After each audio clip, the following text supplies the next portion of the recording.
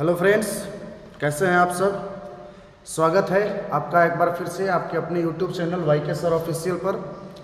आज कुछ ऐसे प्रश्न के साथ हम आए हैं। ये काफ़ी सारे अभ्यर्थी जो है, काफ़ी सारे जो साथी हैं सीटेट पास जो इस बार किए हैं या फिर जो पहले से भी पास हैं, उनका ये प्रश्न था कि प्रश्न क्या था। अब देख लीजिए, पहला प्रश्न था कि सीटेट पास करने से क्या आप बिहार में शिक्षक बन जाएंगे। पहला ये प्रश्न था। दूसरा प्रश्न था क्या सीटेट पास करने के बाद कोई और परीक्षा भी आपको पास करना होगा। ये दूसरा प्रश्न था। और तीसरा जो सबसे बड़ा प्रश्न है, आप देख सकते हैं सबसे बड़ा प्रश्न है जो इस वक्त वैसे अभ्यर्थियों के मन में उठ रहा है जो अभ्यर्थी अपनी मेहनत से, अपनी लगन से सीटेट का एग्ज़ाम दिए हैं और पास हुए हैं। वैसे अभ्यर्थियों का मन में जो है ये प्रश्न काफ़ी उठ रहा है। इन्हीं प्रश्नों पर चर्चा करेंगे और इन्हीं प्रश्नों पर जो है कि अब आपको फैक्ट बताएंगे कि वास्तव में सच्चाई क्या है। इस पर हम आपको जानकारी देंगे। बन रही है हमारे साथ अंत तक। और यदि आप हमारे चैनल पर नए हैं तो चैनल को अवश्य सब्सक्राइब कर ले और बेल आइकन को दबाना न भूलें। चलिए एक एक करके सभी प्रश्नों पर हम बात करते हैं। पहले प्रश्न से हम शुरू करते हैं। जो 7वें फेज में जो टीचर की बहाली होने वाली है, तो क्या सीटेट पास करने से क्या आप बिहार में शिक्षक बन जाइएगा। देखिए, इसके एक पहलू नहीं है, इसके कई सारे पहलू हैं। आप सीटेट पास कर गए, सीटेट क्वालिफाइड हो गए, ये तो आपकी एक पता ही है कि सीटेट का जो फुल फॉर्म होता है वो होता है सेंट्रल टीचर एलिजिबिलिटी टेस्ट। तो ये सीटेट आप क्वालिफाइड हो गए। इसके साथ अभी आपने सीटेट, अगर मान लेते हैं कि आपने सीटेट 2022-23 यानी ये जो सीटेट गया है इसी को आपने क्वालिफाइड किया है। अब देखिए कि बहाली, अब मान लेते हैं कि यह बहाली सपोज दैट मई 2023 में इसका नोटिफिकेशन आएगा। किसका? 7वें फेज का। अब इस बात को समझ जाइए कि मई में इसका नोटिफिकेशन आएगा, तो मई तक जो है आपका जो टीचर ट्रेनिंग है, यानी आप जो DLED किए हैं या आप जो BEd किए हैं, ये जो है वह आपका ये मई 2023 से पहले कंप्लीट हो गया होना चाहिए। तभी आप बिहार जो शिक्षक बहाली 7वें फेज का होगा उसमें हिस्सा ले पाइएगा। दो चीज़ें हैं। सीटेट तो आपने क्वालिफाइड कर लिया। बहुत सारे, मैंने उस दिन भी बताया था कि बहुत सारे अभ्यर्थी ऐसे इस बार जो सीटेट पास किए हैं उसमें से बहुत सारे अभ्यर्थी, मैंने बताया था आपको कि कुल 3 टाइप के जो है 3 टाइप के अभ्यर्थी इस बार परीक्षा में सीटेट में शामिल हुए हैं। अगर हम पहले अभ्यर्थी की बात करें तो जो पहले से भी पास है, जो पहले से भी पास थे वो भी इस बार पास किए हैं।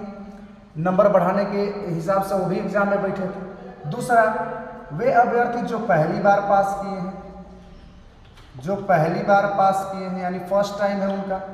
और तीसरा, वे अभ्यर्थी जो सीटेट तो क्वालिफाइड हो गए हैं, सीटेट क्वालिफाइड हो गए हैं, बट उन्होंने क्या किया है, उनका जो है DLED या जो उनका टीचर ट्रेनिंग यानी BEd वो अभी तक कंप्लीट नहीं हुआ है, या वो फर्स्ट सेशन में है या सेकेंड सेशन में है। ये 3 टाइप के कैंडिडेट जो है कि इस बार सीटेट में एग्जाम दिए हैं। तो आप समझ जाइए कि बिहार में आप सीटेट तो पास कर लिए, लेकिन उसके साथ साथ आपका टीचर ट्रेनिंग का कंप्लीट होना बहुत ज़रूरी है। तभी आप बिहार शिक्षक बहाली 2023 जो 7वें फेज होगी वो आप उसमें शामिल हो पाइएगा। यदि आप सीटेट क्वालिफाइड है, चाहे आपका नंबर जितना भी हो, उससे कोई फर्क ही नहीं पड़ता है। अगर आपका BEd या DLED क्वालिफाइड अगर आप नहीं है, यानी उसको कंप्लीट नहीं है, क्वालिफाइड होने का मतलब ये होना चाहिए कि आपको सेकेंड पार्ट का जो है आप BEd में हो या DLED में हो, सेकेंड पार्ट का आपका एग्जाम हो गया होना चाहिए, उसका रिजल्ट आ गया होना चाहिए। कब तक? जब नोटिफिकेशन आएगा तब तक। यदि नोटिफिकेशन में कोई कट ऑफ डेट अगर जारी नहीं होता है तो ये जो है आपके पहले प्रश्न का उत्तर है कि सीटेट के साथ आप समझ लीजिए, आपको सीटेट प्लस आपका टीचर ट्रेनिंग होना चाहिए, यानी डीएलएड या आप इसको बीएड कहिए, ये दोनों क्वालिफाइड होगा तभी आप बिहार में टीचर बन पाएंगे। तो ये आपके पहले प्रश्न का जवाब था। अब चलते हैं अपने दूसरे प्रश्न। दूसरा प्रश्न हमारा क्या था कि सीटेट पास करने के बाद कोई और परीक्षा भी पास करना होगा। ये बहुत सारे अभ्यर्थियों का प्रश्न था। देखिए सीटेट पास करने के बाद आप देखिए समझ लीजिए, सीटेट जो है एक पात्रता परीक्षा है, समझ लीजिए आप, और टीचर ट्रेनिंग जो है वह आपको अलाउड करता है कि आप सीटेट का फॉर्म भरिए। तो सीट डीएलएड या बीएड के सपोर्ट से आप सीटेट का फॉर्म भरें।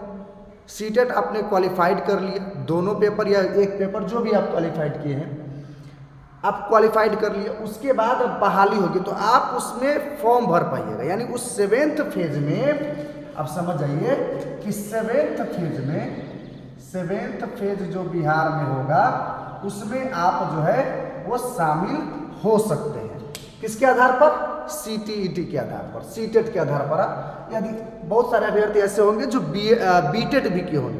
बीटेट जो बिहार सरकार खुद करवाती है, बिहार सरकार खुद करवाती है। ये लास्ट बार 2017 में हुआ था, लास्ट बार 2017 में हुआ, 17 के बाद ये बीएड नहीं हुआ, अथी बीटेट नहीं हुआ। सीटेट बराबर ही बीटेट होता है। बीटेट का भी 2 पेपर होता है, पेपर 1 पेपर 2, और सीटेट का भी पेपर 1 पेपर 2 होता है। ये सारी बात मैंने पहले के वीडियो में बता चुका। अब यहाँ समझ जाइए कि बीटेट लास्ट टाइम कब हुआ? 2017 में। बहाली कब आया था? 2019 में। छठा चरण जो आया था 6th फेज वो 2019 में आया था। अब इस बात को समझ जाइए कि 2017 के बाद से तो कोई बीटेट हुआ नहीं। तो बिहार सरकार, आपके दूसरे प्रश्न पर ही है हम अभी, बिहार सरकार बिहार में, बिहार के अंदर के हम अभी बिहार के संदर्भ में बात कर रहे हैं कि सीटेट को वह वैलिड करता है कि सीटेट के आधार पर आप यहाँ के शिक्षक बहाली में आप शामिल हो सकते हैं। तो ये जो है आपको इस प्रश्न का जो उत्तर होगा आपका, यानी सीटेट पास करने के बाद कोई और एग्जाम होगा, तो फिलहाल उत्तर है नहीं। देखिए भैया सरकार है, ऊपर से बिहार है, समझ लीजिए कुछ भी संभव है। Everything is possible in Bihar, समझ जाइए सब कुछ संभव है बिहार में। हो सकता है अभी शिक्षा मंत्री का मूड खराब होगा तो कहेगा कि हम इंटरव्यू लेंगे, हम बीटेट लेंगे। अगर आप शिक्षा मंत्री प्रोफेसर चंद्रशेखर के बयान के अगर आप पिछले बयानों को देखें तो उन्होंने पहले एक बार कहा था कि मैं अच्छी परीक्षाएं लूँगा।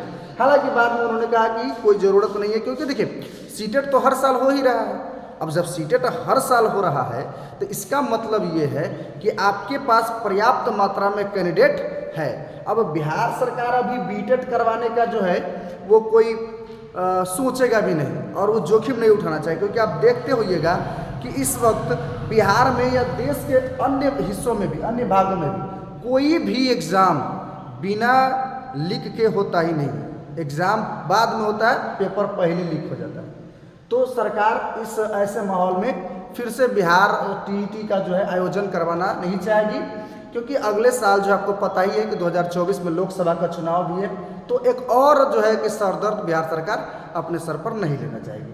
तो सीटेट के बाद आप डायरेक्ट भी बिहार में टीचर बन पाइएगा यदि आप मेरिट लिस्ट में आइएगा। तो सबसे बड़ा प्रश्न जो इस वक्त के अभी के विद्यार्थी में जो है वो सीटेट 2022-23 का जो स्कैम हुआ है। देखिए वैसे अभ्यर्थी, देखिए बिहार में 2 तरह के अभ्यर्थी होते हैं जो इस बार सीटेट में या हर जगह से 2 बार। अभी सबको पता था कि बिहार में 7वां चरण का मतलब कि शिक्षक बहाली होने वाला है। तो वैसे अभ्यर्थी जिनसे सीटेट या बीटेट या ये जो परीक्षाएं आयोजित होती है, इन परीक्षा ये सारी परीक्षाएं उनसे नहीं क्रैक हो पाता है, वो नहीं निकाल पाते। तो फिर वो क्या सोचते हैं कि पैसे के बदौलत हम क्या करेंगे कि सीटेट में या बीटेट में जो है कि सेटिंग करके और अच्छे मार्क्स जो है कि ले आएंगे और उसके आधार पर हम इसमें टीचर बन जाएंगे। तो मैं वैसे अभ्यर्थियों से कहना चाहूँगा कि एक बात आप समझ लीजिए, अंधकार चाहे जितना ही घना क्यों न हो, वह सूर्य के प्रकाश जब आता है ना तो उसको भागना ही पड़ता है। ये बात आप समझ लीजिए।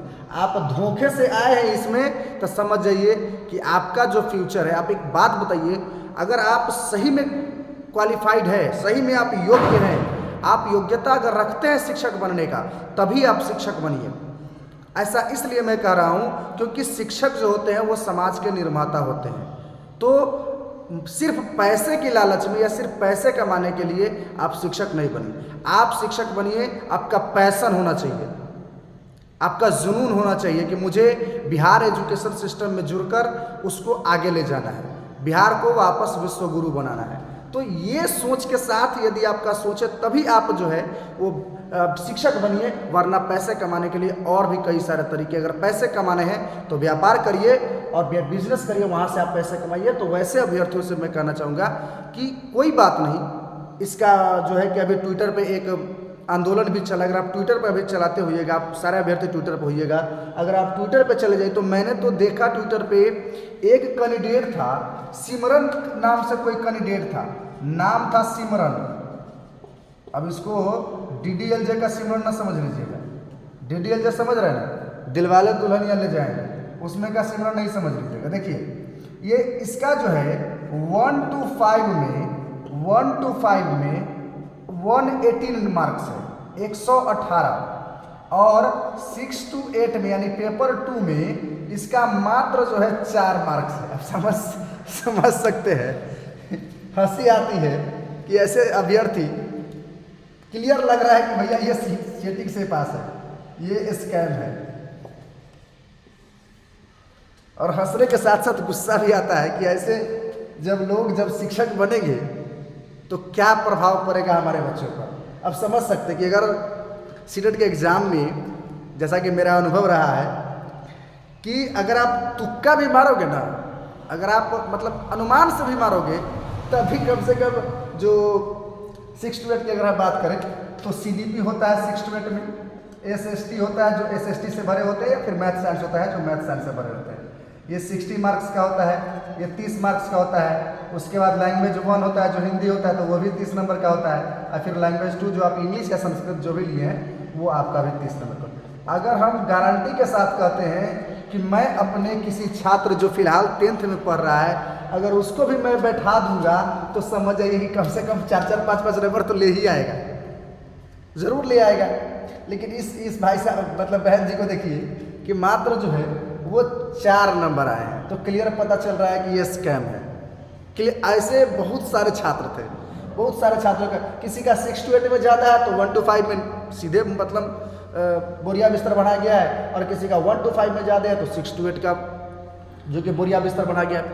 अब इस तरह के घटना से क्या हुआ है कि वैसे अभ्यर्थी जो मेहनत करके सीटेट का एग्ज़ाम पास किए हैं, उनको ऐसा लगने लगा है कि अब मेरा क्या होगा। तो मैं वो अभ्यर्थियों से कहना चाहूँ कि आप निराश ना हो, आप निराश न हो और आगे आकर इन चीज़ों का विरोध करिए। अगर विरोध करिएगा तभी कुछ होगा। अभी समझ लीजिए कि अगर ये लोग जब आएंगे तो फिर तो जो मेहनत करने वाले जो बच्चे हैं वो तो बाहर ही रह जाएंगे। फिर आप जो है कि इसलिए मैं जो है बिहार के जो शिक्षा मंत्री है या CBSE जो है या केंद्रीय शिक्षा मंत्री है, उन सभी को आप ट्विटर पे टैग करके इसकी जांच और रिजल्ट यानी दोबारा रिजल्ट की मांग करिए। तभी जो है वो जो सच्चे अभ्यर्थी है और जो सही अभ्यर्थी है उनके साथ न्याय होगा। आप देख रहे थे YK सर ऑफिशियल को, बने रहिए आप हमारे साथ। इसी प्रकार के और इन्फॉर्मेटिव वीडियो के लिए जुड़े रहिए हमारे साथ। और यदि आप हमारे चैनल पर नए हैं तो पुनः आपसे एक बार गुजारिश है कि आप हमारे चैनल को सब्सक्राइब कर लें तथा बेल आइकन को ज़रूर दबा लें। जय हिंद, वंदे मातरम।